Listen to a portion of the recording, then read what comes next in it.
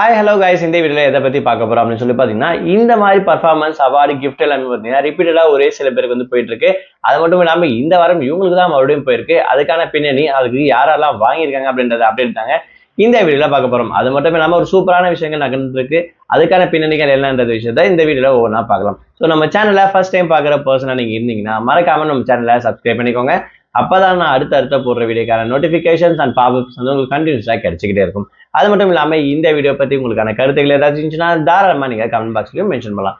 ரீசெண்டாக ஜீ தமிழில் நடந்திருக்கக்கூடிய one of the reality competition show அப்படின்னு சொல்லணும்னா சாரி கமாப்பா அப்படின்னு சொல்லக்கூடிய சீனியர் சீசன் லெவல் அப்படின்னு இந்த ஒரு ஃபைவ் பார்த்தீங்கன்னா சூப்பராகவே ஓடிட்டு இருக்கு. இதுல பார்ட்டிசிபேட் பண்ணிருக்கக்கூடிய ஒவ்வொருத்தரும் சூப்பரா அவங்களுடைய இண்டிவிஜுவலிட்டி வந்து காட்டிட்டு வந்திருக்காங்க. அந்த வகையில இப்போ ஃபைனல்ஸ்க்கான செலெக்ஷனும் நடந்துட்டு இருக்கு. டாப் 5ல வந்து பாத்தீங்கன்னா இப்போ செலெக்ஷன் நடந்திருக்கு. அதுல ஒரு ஆளையும் செலக்ட் பண்ணிட்டாங்க.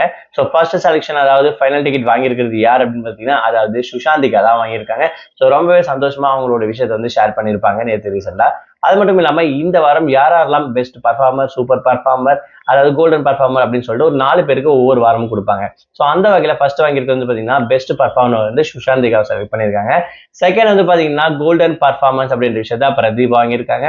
தேர்டு சூப்பர் பர்ஃபார்மர் அப்படின்ற விஷயத்த சிவானியும், ஃபோர்த்து மறுபடியும் best performer of the week அப்படின்ற விஷயத்த சபேஷன் வாங்கியிருக்காரு. ஸோ இந்த விஷயங்கள் இங்க 4 பேர் தான் இந்த வாரம் கோல்டன் பர்ஃபார்மரும் வாங்கினவங்க அப்படின்ற விஷயத்தையும் இங்க நான் மென்ஷன் பண்ணிக்கிறேன். பட் இருந்தாலும் இந்த 4 பேருக்குள்ள செலெக்ஷன்ல தான் ஃபர்ஸ்டா வந்து பாத்தீங்கன்னா, அதாவது ஃபர்ஸ்ட் டிக்கெட் ஃபைனலை வின் பண்ணிருக்கிறது சுஷாந்திகா அப்படின்ற விஷயத்தை இங்க மென்ஷன் பண்ணிக்கலாம். ஸோ இவங்க எல்லாரையும் தாண்டி மற்றவங்களும் நல்லா தான் பாடிட்டு இருக்காங்க அப்படின்னு சொல்லலாம். பட் இருந்தாலும் காம்படிஷன் அப்படின்ற வகையில யாராவது டாப் 5ல இருக்கவங்க மட்டும் தான் போக முடியும்.